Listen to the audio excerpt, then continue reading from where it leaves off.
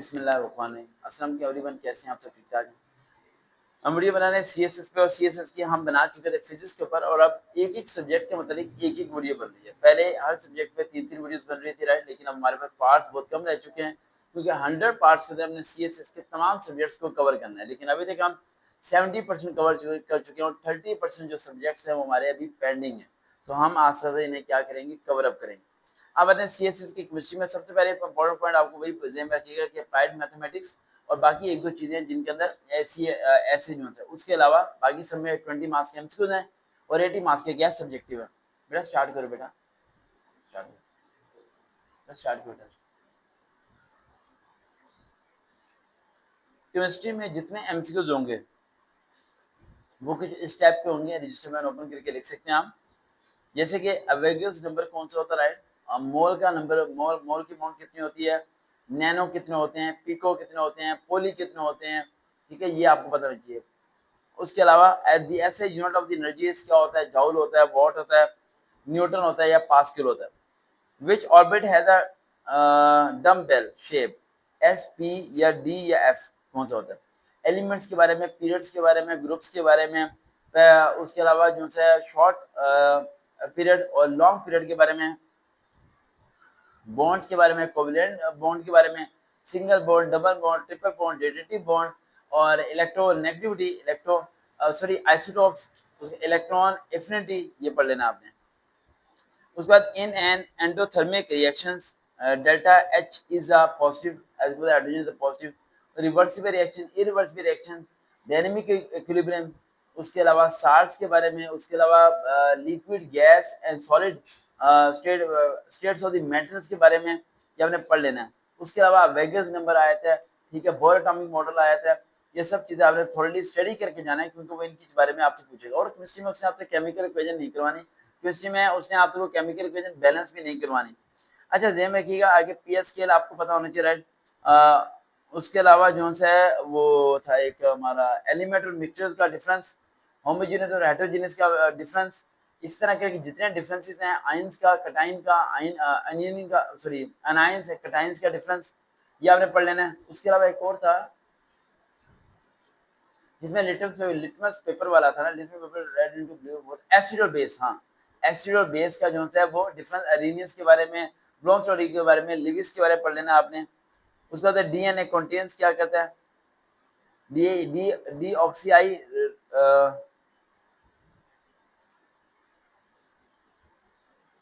अच्छा, DNA contains क्या कहते हैं, डीऑक्सीराइबोस शुगर।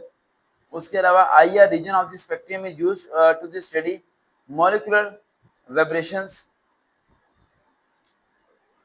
अगला क्वेश्चन आ सकता है, which gas causes acid rain, किस वजह से एसिड होती है, sulphur dioxide, SO2।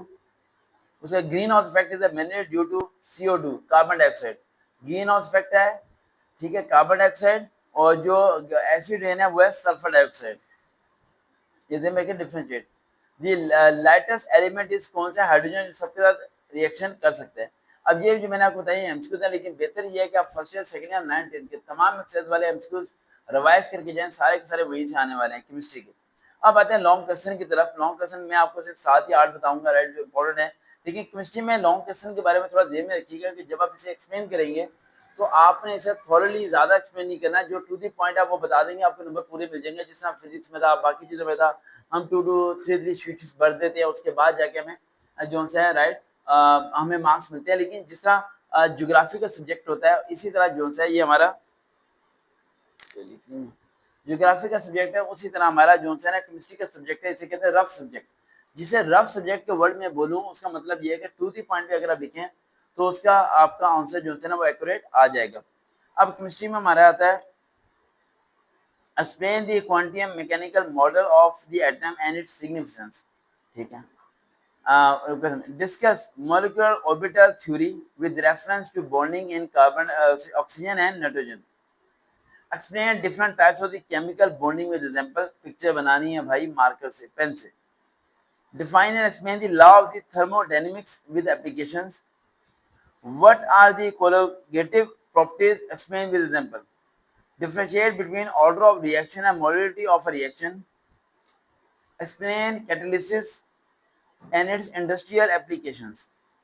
Explain the working principle of electrochemical cells and electrolytic cells. What are acids and bases? Compare Arrhenius, Bronze, Lowry and Lewis. ये तो सिंपल था, आपको याद होगा। ये जो अरेनियस है वो कहता है एसिड पॉजिटिव, बेस नेगेटिव। बताइए बेटा, सातवीं सीट पे बैठ जाओ बेटा। बेटा आप रिवाइज करके शुरू करो,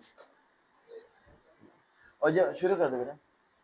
और जो ब्रॉन्ज स्टोरी होता है वो कहता है एसिड होता है जो डोनेट करता है, बेस होता है जो कि एक्सेप्ट करता है, और लिविस कहता है एसिड होता है जो कि एक्सेप्ट करता है पेयर ऑफ द इलेक्ट्रॉन और डोनेट करता है पेयर ऑफ द इलेक्ट्रॉन। ये डिफरेंशिएट की पिक्चर भी आपको आनी चाहिए, समझ आ गया होगा ये ऑप्शन। आगे एक्सप्लेन क्रोमेटोग्राफी। क्रोमेटोग्राफी बड़ा इंपॉर्टेंट क्वेश्चन है, ये आपकी कॉलेज लेवल पे भी आता रहता है, ये मैं अक्सर बोलता हूँ आपको, right. And its application in the separation of the mixtures. I can explain the role of the chemistry in the environmental pollution, its control. ये आपने क्या लेना। अभी कुछ क्वेश्चन और मैं आपको बताता हूँ, साथ साथ रहिए बेटा।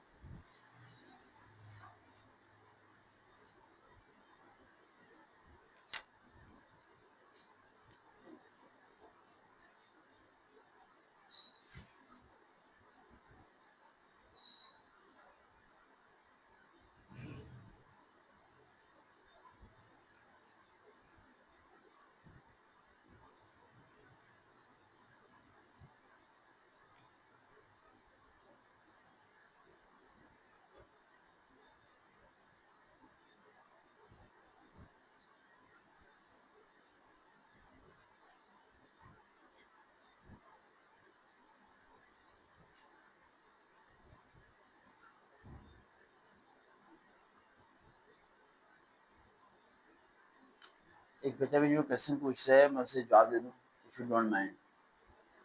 बिस्मिल्लाह बेटा, आप गूगल पे सर्च करो verbal question online practice, non verbal question online practice, Google पे सर्च करके प्रैक्टिस करना तो बेहतर हो जाएगा आपके लिए।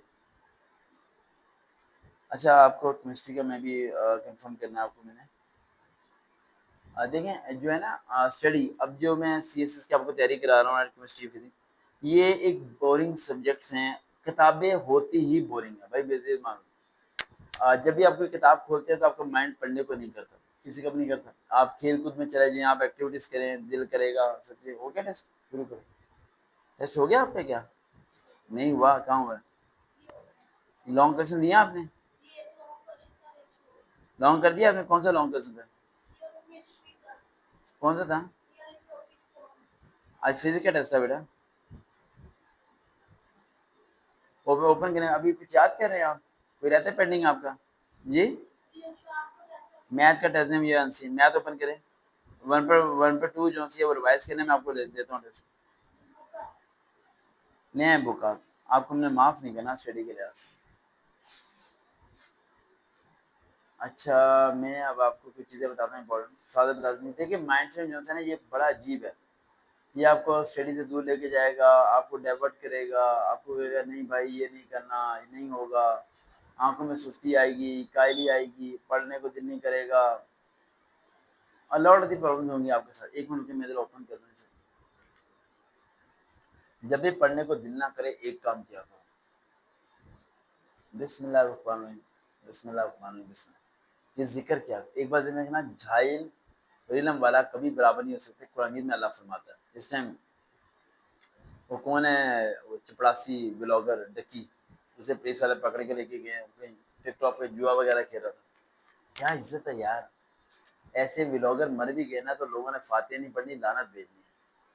तो लाइफ में ये में रखना, जिस तरह भी सलाब आया सब लोग मर गए, इस तरह आप लोग भी एक दिन मर जाओगे यार। सीधे रास्ते पे चलना है, स्टडी पे फोकस करनी है, एक सिमत अपनी अच्छी रखनी, बुरी सिमत में नहीं जाना। पढ़ने को जो दिल ना करे, बिस्मिल्लाह पढ़ना है, और अपने दिमाग को दोबारा जो करें, और कोशिश करें पढ़ाई में हर 1 घंटे बाद मुंह धोएं। मैं तो हर आधे घंटे बाद भाई मुंह धोता था, जब मैं सबक याद करता था हर आधे घंटे बाद जाके मुंह में मैंने पानी डालना, फिर आके सबक याद करने बैठा।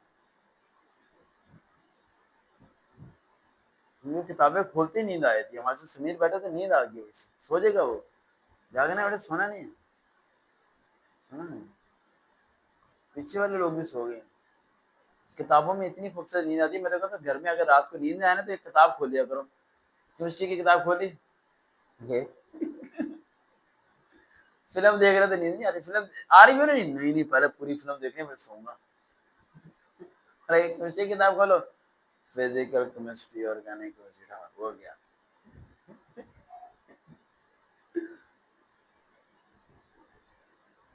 अच्छा इंपॉर्टेंट पॉइंट बता दूं आपको, atomic signatures and quantum chemistry, thermodynamics ये बता चुका हूं मैं आपको। उसके अलावा आपका the fundamental of the chemometrics, acid base हम डिस्कस कर चुके हैं, ठीक है। उसके बाद organic chemistry and inorganic chemistry, उसकी ब्रांचेस दोनों पढ़ लेना भाई। और उसके अलावा स्टेरो केमिस्ट्री, उसके बाद आता है मेटाबॉलिज्म। वैसे घर भी करीब नहीं होना चाहिए, किताब ना होना तो उस्ताद कहते जा बेटा घर से ले आ, है ना। साकी जैसे बंदे के घर दूर है उसे नहीं बंदा कहना, है ना। मेटाबॉलिज्म, इन टॉपिक्स को आप लोगों ने कर लेना कवर बच्चों। ये सारे टॉपिक आपको 9th 10 first year second year की तमाम बुक्स में मिल जाएंगी। ग्रेजुएशन लेवल की बुक को इन लेवल पे पढ़ लेना, ठीक है, बेहतर रहेगा। लेकिन अपनी थ्योरेटिकल किताबों से पढ़ना है भाई, लहदा किसी राइटर की किताब लेने की जरूरत नहीं है। चाचा जी जो ऑर्गेनिक कंपाउंड की, ऑर्गेनिक केमिस्ट्री की डेफिनेशन आपके मैट्रिक में लिखी हुई है ना, वही किसी चाचा जी ने 500 की किताब लेके उसमें लिखी हुई है। तो उसकी किताब में जाने की जरूरत नहीं है। आपके पास जो बुक्स पढ़ी हुई है, जो आपने 9th 10th में बची हुई थी और जो आपने रद्दी में नहीं दी और आपने घर में रखी हुई है, क्योंकि आप किताबों से बहुत मोहब्बत करते हैं, तो उन किताबों को खोल के पढ़िएगा। देखते हैं चलो हुआ हम दोबारा मुलाकात होगी।